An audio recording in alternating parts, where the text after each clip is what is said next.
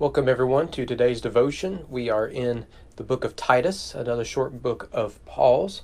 We'll finish it this week.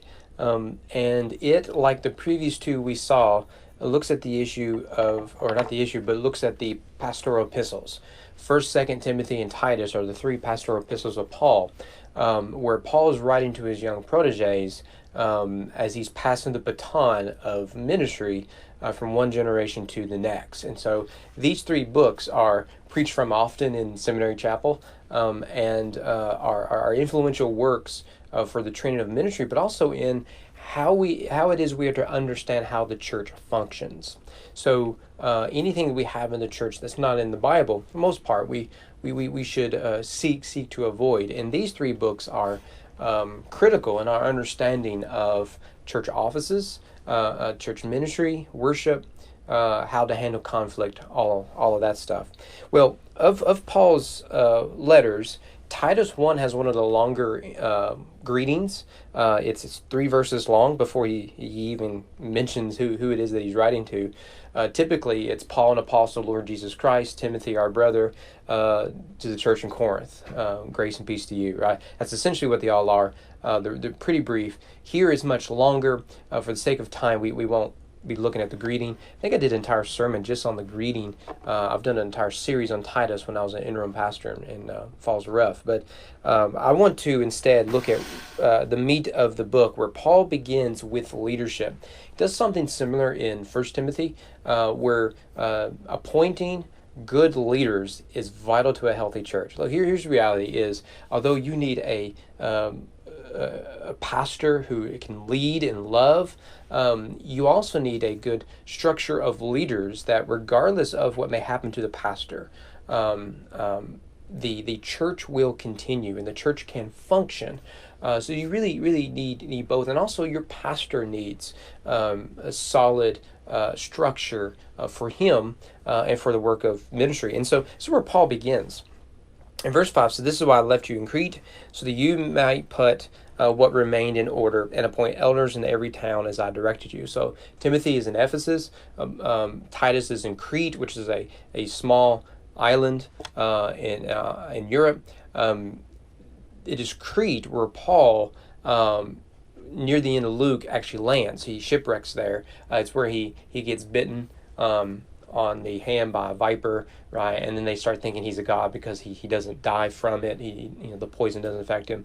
And Crete is a still a place where we have missionaries being there even now. But Titus is there to appoint elders at each church, and with that command comes Paul laying out what to expect of an elder, what was a qualification of an elder. And this list is very similar to the list we saw in 1st Timothy. So I don't want to spend forever on all of the details. You can go back on that devotion and see some of that. So we see he must be above reproach, the husband of one wife. I'll remind you here, as we did 1 Timothy, the language is actually one woman man. So to me, that includes single guys, because single guys are still one woman man. But so long as they are, not guilty of fornication, something like that. But the husband and one wife, one woman man, his children are believers, not open to the charge of debauchery or insubordination. For an overseer, we could translate that elder or bishop, essentially the same meaning there. As God's steward, must be above reproach. He must not be arrogant or quick-tempered, or a drunkard, or violent, or greedy for gain, but hospitable, a lover of good, self-controlled, upright, holy, and disciplined. He must hold firm to the trustworthy word as taught, so that he may be able to give instruction in sound doctrine, and also to rebuke those who contradict her. So his qualification for elders here is their character must be that of godliness, their home must be a priority, and they must lead with love, and they must teach sound doctrine, willingly to reproach and exhort those who err, whether in doctrine or in life. You can see here that you don't just choose deacons and elders based off of popularity, or because they give a lot to the church, or because everyone thinks they're in the next in line. That's not how this works. One of the tests, I actually mentioned this yesterday morning in the sermon, one of the tests I think for a deacon is, are they already doing the role of a deacon?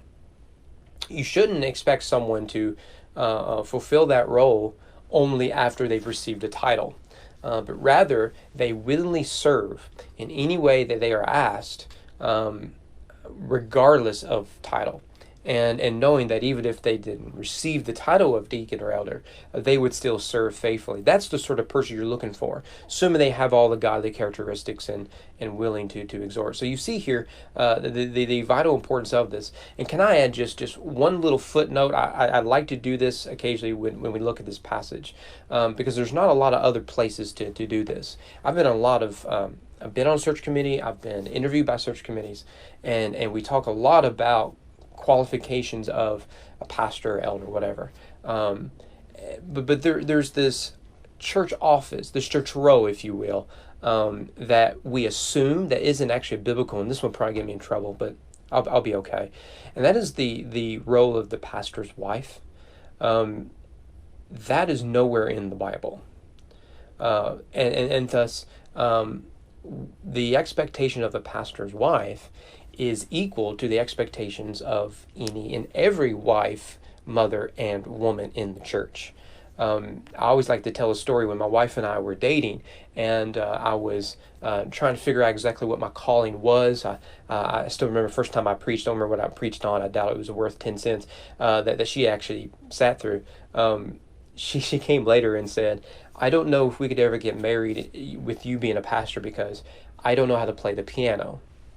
And she just assumed that in a Southern Baptist church that the preacher preaches and his wife plays the piano. And I assured her I would never ask her to do that. If she didn't want to do that, she don't. And so what we've done, and the reason there's humor in that story is because there's an element of truth that she was experiencing, in that we have placed unbiblical expectations on pastor wives that are based off of local church tradition rather than the Bible itself. And so each pastor's wife is different because each pastor's wife is different. Some are more background, some are more foreground, and the issue is, are they using their gifts and talents and their spiritual qualifications for the good of the local church? So are they godly women, mothers, wives? And it's the same expectation we have on everyone else. Well, you will either share that with your pastor, or the pastor will share it with others, or you'll all just regret I even brought it up. But I do think it is worth raising. And whenever I'm interviewed, or was interviewed for a church, I always brought that up because we needed to know what unbiblical expectations that we needed to navigate, particularly in that issue. But you'll notice that he gives qualification of elders, not so that every once in a while the church can have an excuse for another fellowship meal in the back, but it's because there was a great need for it. And although I don't want to take time to read all of it, but verses 10 to 16 is kind of harsh to read, because Paul says there are people within the church that need to be dealt with. And he uses strong language for it. I want to pick up in verse 13, just for the sake of time and for other reasons. It says, "Therefore rebuke them sharply, that they may be sound in the faith." And this call to rebuke people is a big no-no today. Chances are you or someone you know stopped going to that church over there because someone called you out on something. And chances are good for that church. Now, to rebuke does not mean to be a jerk, right? And often we mishandle rebuking people. But we see this is very, very important, that there is an expectation that our members would be faithful members of the local church and attend regularly, and that we would live godly lives for the glory of God and for the sake of the gospel, and that we will tell other people about Jesus. And for some reason, it's controversial when these expectations are held to account. But all we're doing is saying that Jesus is worth it, and Jesus is the head of this church, and is the head of your life.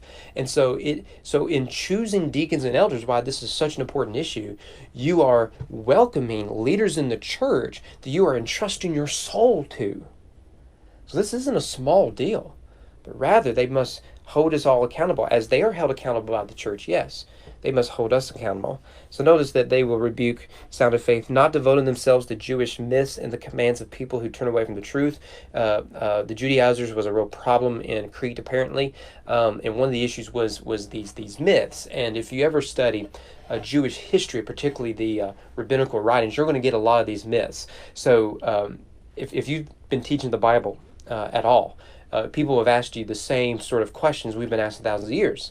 The most prominent one is probably, where did Cain get his wife, right? Well, if you read the rabbinical literature, Book of Jubilees and others, there's all kinds of answers to that. It's not found in the Bible. And what you have is, you have the Jewish text, yes, but out of that comes all of these myths and traditions and legends and whatnot that then take a life of their own and start to shape the Judaizers' theology. And Paul says, don't have anything to do with that nonsense. Because they turn people away from the truth. To the pure, all things are pure, but to the defiled and unbelieving, nothing is pure. Both their minds and their consciences are defiled. I read that nothing is pure, and all I can think of is woke theology right now. That everyone in the past are evil, and you shouldn't read a history book or a biography because they're all evil and you're a terrible person for actually respecting the dead. And everything that's ever been tried or done, particularly in the United States, is evil and wrong. And if you disagree with me, you're not woke and you are part of the problem, right? But I don't think that's what Paul's getting there. That's what sticks up to my mind. And then verse 16, they profess to know God, but they deny him by their works. And that's key to Paul. This is Jesus saying, you'll know a tree by its fruit. If it's rotten fruit, it's a rotten tree. If it's good fruit, it's a good tree. That's essentially what Paul is saying here. They are detestable, disobedient, unfit for any good work. And when's the last time you saw someone rebuked like this in church? It won't work in our effeminate society, will it? And that's to our great shame, because the church has bought into a wrong ideology. And look at the state of the churches today. Maybe that's why. Well, Lord willing, I'll see you guys here tomorrow. We'll look at Titus chapter 2.